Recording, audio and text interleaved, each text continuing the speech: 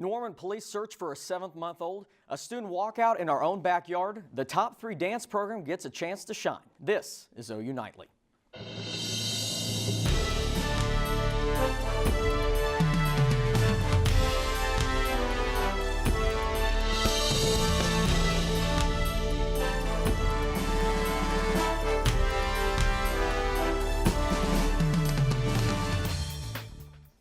Good evening and welcome to OU Nightly. I'm Matt Marks. And I'm Jaycie Bayless. Norman police issued an Amber Alert for a missing and endangered 7-month-old boy. Officers say that Victor Minjarez violently attacked the mother of their child and then fled the scene with their son, Jody Minjarez. Investigators believe Minjarez is driving a 2008 white Cadillac and is staying somewhere in the Oklahoma City metro area. Police believe the child is in imminent danger of bodily harm or death. They ask with anyone with information to immediately call 911. And this morning, students in an Oklahoma City school led a walkout over gun control. 200 students at John Marshall Mid High School started gathering around 10 a.m. and spent 20 minutes in a peaceful protest right outside their building. Students waved signs and chanted "No more gun violence, no more school shootings." Their protests were to bring awareness to gun violence and in response to last month's school shooting in Florida. On Tuesday, the Oklahoma House approved a bill that would expand upon the Stand Your Ground law. This law protects businesses and property from lawsuits from incidents involving injury and death by persons acting in self-defense. Now, with this new bill, it would add places of worship to that law. Churches would have the power to implement policy which could ban guns from their property. And OU Nightly's Andrew Adams joins us live from the Board of Regents meeting that was held here on campus. Andrew. The OU Board of Regents is meeting right now in Dunham College to discuss several new items. The Board of Regents just confirmed that they are going to name the department in recognition of civil rights pioneer Clara Luper, who was among OU's first black graduates. They are also considering naming the Collings Hall Courtyard in appreciation of a gift from Sharon and Charles Turney that provides graduates of the College of Education loan forgiveness each year they teach in-state, up to 4 years. And at this time, they are still deciding who will become OU's next president. That's all I have for now. Back to you guys. Well, thank you, Andrew. And new information regarding the Florida school shooting. Allyson Stewart joins us in the News Center with the latest. Allyson. 3 weeks ago, Nicholas Cruz killed 17 people at his former Parkland, Florida high school. Today, Cruz was indicted on 34 counts of premeditated murder and attempted murder in connection with the shooting at Marjorie Stoneman Douglas High School. A Broward County grand jury charged the 19-year-old Florida gunman with 17 counts of premeditated murder and attempted murder, both in the first degree. The February 14th shooting is one of the deadliest mass shootings in the modern U.S. history. Attorney General Jeff Sessions is taking his war against sanctuary cities to California. Sessions announced today that the Department of Justice is suing the state, calling California's elected officials radical extremists. The lawsuit challenges 3 California laws that bar officers from asking people about their citizenship or from participating in federal immigration activities. California Governor Jerry Brown fired back at Sessions, saying that the lawsuit is a political stunt full of lies. The federal government ought to do its job and not blame California for its own inability to solve the problem, whether it's of crime or whether it's of immigration. That's the job for this Attorney General, and he shouldn't come out to a political show to try to engage in these tactics. Sessions says he expects the federal government will prevail in this case. Today, British police announced that former Russian double agent Sergei Skripal and his daughter were deliberately poisoned by a nerve agent over the weekend. Metropolitan Police Assistant Commissioner Mark Rowley told reporters that the police were treating the incident as attempted murder by a nerve agent.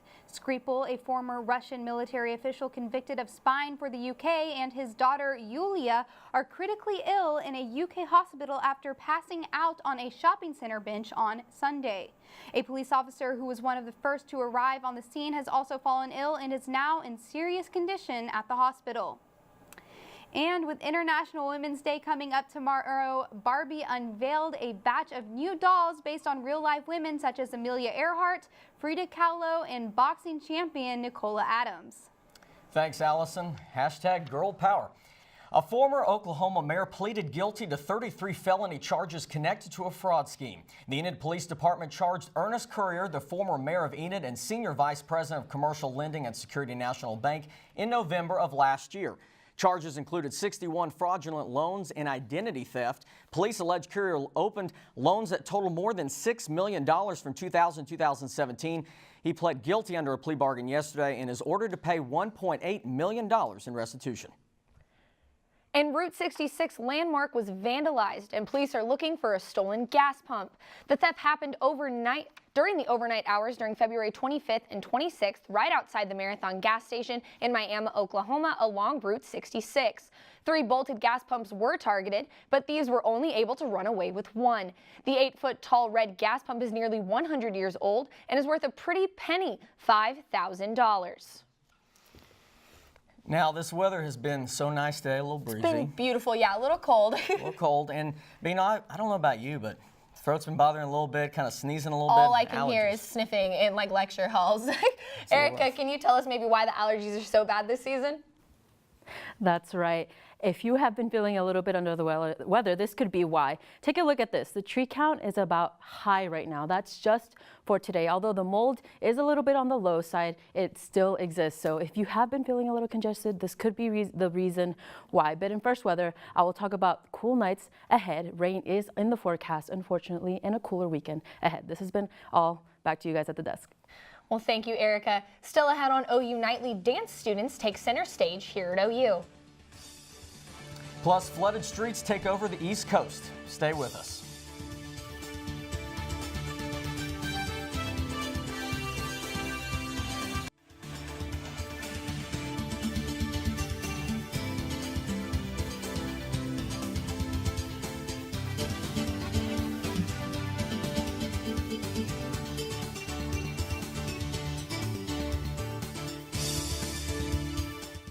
Now, little do most people know that OU is home to one of the top 3 dance schools in the nation. Contemporary Dance Oklahoma is the university's resident dance company, and students from all fine arts majors can audition to get a taste of what professional life is like as an entertainer. For 20 years now, the company has been putting on an annual showcase featuring a variety of dramatic and abstract dance pieces. Dancers from the company have gone on to perform in Dallas, Los Angeles, and New York. So here with us today live is one of the dancers from the showcase, and he joins Nicole Nielsen in the studio. Nicole. That's right, guys. I'm joined here now with a dancer from OU School of Dance, Nicolean Hilsman. Nicolean, thank you for being here. Hi, thanks for having me. So something that a lot of people don't know is actually that OU's dance school is one of the top 3 in the nation, right? So tell me a little bit about the competitive edge of OU's dance school. OU's dance program is very competitive, especially this year now that we have a audition search nationwide. We had an audition search in New York, Chicago, San Francisco, as well as Houston. So having all these different places, having the auditions is bringing in different auditioners and allows us to have different dancers to come in for next year, and hopefully we'll expand our program. Okay, awesome. So is that for prospective students looking at the college? They basically hold auditions? Is that what that's like? Mm-hmm. Okay, awesome. So for people who don't know a lot about the companies at OU, tell me a little bit about Contemporary Dance Oklahoma. Contemporary Dance Oklahoma is one of the 2 companies that we have here at the School of Dance. Contemporary Dance Oklahoma expands in contemporary dance, also as well as modern, and that breaks down to Horton technique, Graham technique, as well as Lamone technique. And through all of these techniques, we're able to come up with almost a very versatile show that most companies are not putting out there. So you're able to get a little bit of point work in your pieces. You're also having choreographers come in from Europe, also from Dance Kaleidoscope, which is in Indianapolis, so it's exciting. Okay, so tell me a little bit about the audition process for that. The audition process for Contemporary Dance Oklahoma begins at the beginning of each semester, and basically what will happen is our instructor will have some choreography ready, prepared for us, and they will present the choreography to us, and then we will try to deliver it back to them the best that we can, and from that they will choose which dancers that they like. Okay, awesome. So you guys are having a showcase, I think, for students coming up, so what is that like? How do students get involved? How can we come see you? Yes, our season just opened last Friday on March the 2nd, and it will continue again on Friday on March the 9th and ending on March 11th. Tickets for students are $10 and it's in the LC Bracket Theater. Okay, awesome. Well, thank you so much for joining us. Back to you guys in the studio. Thank you, Nicole. Shereen Hashem joins us now in Earth Report. And Shereen, the East Coast is seeing some nasty weather.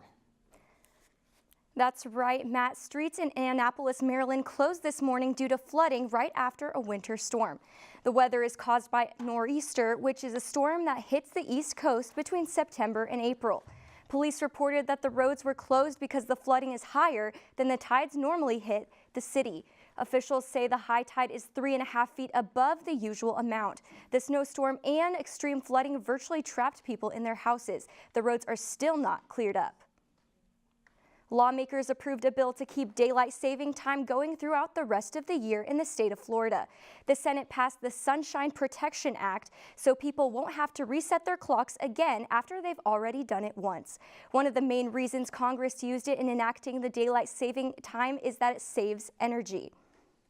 And the death toll rises to 67 after a 7.5 magnitude earthquake struck Papua New Guinea. Countries including New Zealand and Australia are sending aid to help the country. People are injured and not able to get into hospitals without aids from these countries and the Red Cross. U.S. energy giant ExxonMobil announced it would take about 8 weeks to restore production. And Matt and Jaycie, there were actually 2 earthquakes in Oklahoma this past weekend near Enid. Wow. That All the time. Right. And the good thing is that at least ours aren't like a 7 point, right? They generally stay a little lower than that. Yeah. Awesome. Well, thank you, Shereen. Thank you. Well, still ahead on OU Nightly. It's been a decent week, but Erica, what can you tell us about this weekend? Right, that's right, guys. Beautiful conditions right now, but rain is on the way. I'll have the details after the break.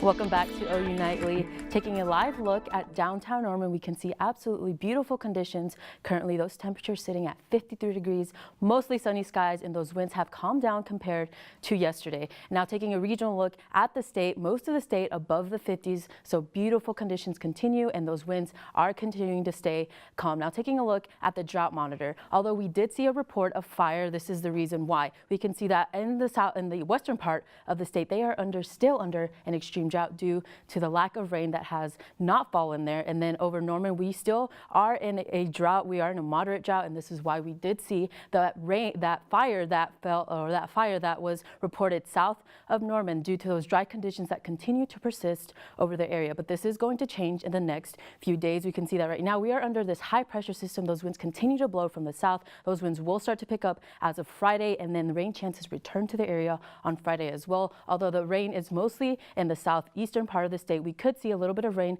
in Norman on Friday night, and this will continue into the hours of Saturday due to this low pressure system. This cold front will push through the area, although it won't cause a drastic change in temperatures. We will see a little bit of rain linger over the area, especially in the eastern part of the state where those rain conditions could see a few thunderstorms in that area. But after this low pressure system moves out of the area, those conditions will start to improve. We will see mostly clear skies, and then those temperatures will stick around the 50s. Okay, so for tonight, those temperatures, low temperatures around the 30s, so we are expected to see a rather chilly night. That normal temperature around this time of year is 38 degrees, and those winds will stay calm throughout the overnight hours. Highs tomorrow in the 60s, 63 in Norman, the rest of the state as well above 60s, and even some parts of the eastern part of the state in the 50s. That normal temperature for this time of year is 60, so we're a little bit above that normal temperature for this time of year, and those winds will continue to be calm from the south. Like I mentioned, those rain chances will come to our area as of Friday. Those temperatures will stick around the 60s. Less windy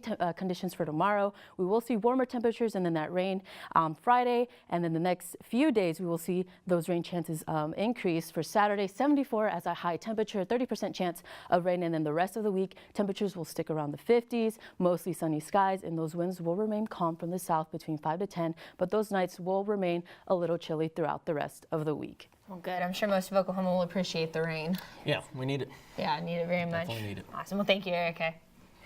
And Matt, it seems like the second half of basketball season has definitely been a rough one. Well, while that is true, Spencer Royce is here to tell you why Sooner fans are celebrating. That's right, guys. Although I'm sure Trae Young is fine with just winning some simple games, he took home an award today that is nothing to ignore. Sports is straight ahead.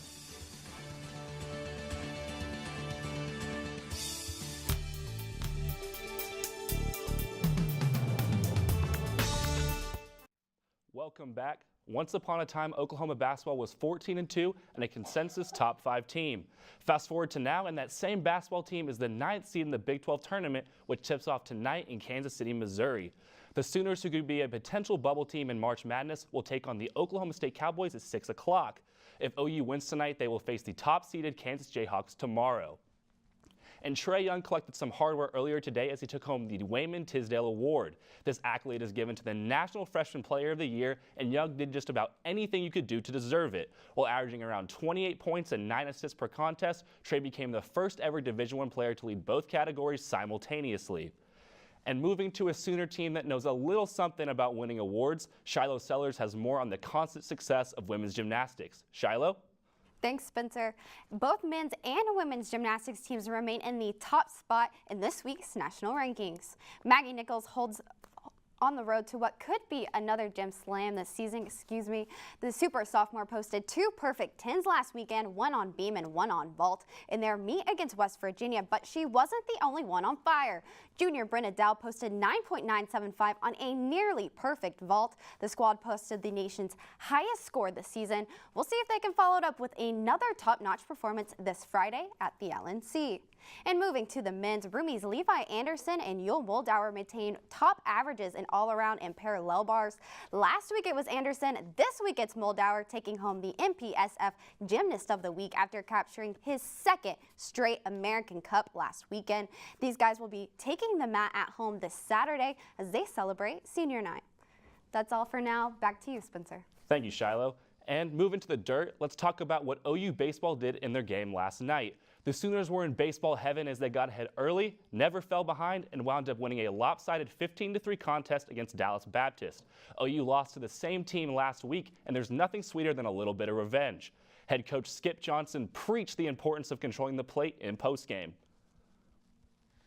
Zaragoza scored. Getting the next guy to the plate, having competitive at-bats, trying to take the outside part of the plate away from the opposing team. I think that's been really good. The NBA regular season is nearing the final stretch, and the Western Conference standings are tighter than expected. Last night, the Thunder slipped to 7th place in the West after a 122-112 loss to the red-hot Houston Rockets. An OKC team with title aspirations is now just a game and a half away from the outside looking in. And whether it's LeBron, LA-Bron, or LeBron, Laker faithful are making their sales pitch pretty clear. Billboards motioning for the King to don the purple and gold next season were spotted in Los Angeles earlier this morning. A basketball god playing in the City of Angels, that has a nice ring to it. Definitely. I mean, first of all, never heard anyone call him LA-Bron, but maybe it's a thing. Maybe I'm wrong. Every team wants him next year. Who wouldn't? Right? Best player in the game, right? Yeah. All right. Well, thank you, Spencer. Thanks, Spencer. Well, still to come on OU Nightly, a sport that combines sword fighting, hockey pads, and sci-fi. You're going to want to stay with us.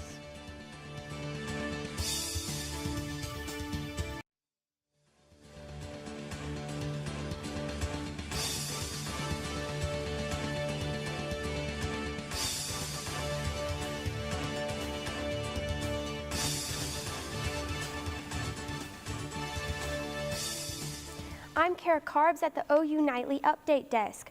The Oklahoma Speaker of the House has been re-elected for another term after a vote among his GOP colleagues. Charles McCall was voted for re-election on Wednesday, but he has faced some criticism. The criticism comes from the inability to fund teacher pay raise and stabilize the budget. McCall said after his re-election, his members remain committed to giving teachers pay raises. Back to you guys in the studio. Thank you, Kara. And we have the newest sport for you. Hockey, lacrosse, no, it's lightsaber duels. Though, through a group known as the Lightsaber Legion, Star Wars fans can now live out their dreams of being a Jedi. Founded in 2015, the group now has over 6,000 members. The group embraces the idea that anyone can be competitive, even those that don't think of themselves as athletic. The only qualification is to love and represent who you are. Now, guys, I know you're all dying to see them now, right? So they're actually going to be in Vegas at the beginning of August. I know what I'm going to do now. Let's plan a trip. Right before school starts. Be perfect. That's so cool. I would love to lightsaber. Well, Erica, you have a weather fact for us? That's right. It's a little bit interesting. So we have been seeing a warmer and sunnier March so far. March is above average temperature, like average temperature is 63 degrees, except today we've been mostly above average. And then compared to like the March average versus sun versus cloud, the average for March is 65, so 65% sun cover and then 35% cloud cover. So far, we've been 72% sunnier and then 28% cloud cover. So we've been a lot sunnier than we've been compared to like average in March. Nice. I don't know anyone who's going to complain about more sun and less clouds. It's good stuff right there. Awesome. Well, thank you, Erica. And thank you all for watching OU Nightly, brought to you by the Gaylord College at the University of Oklahoma. We'll see you back here tomorrow night live at 4:30. Have a great evening. Good night.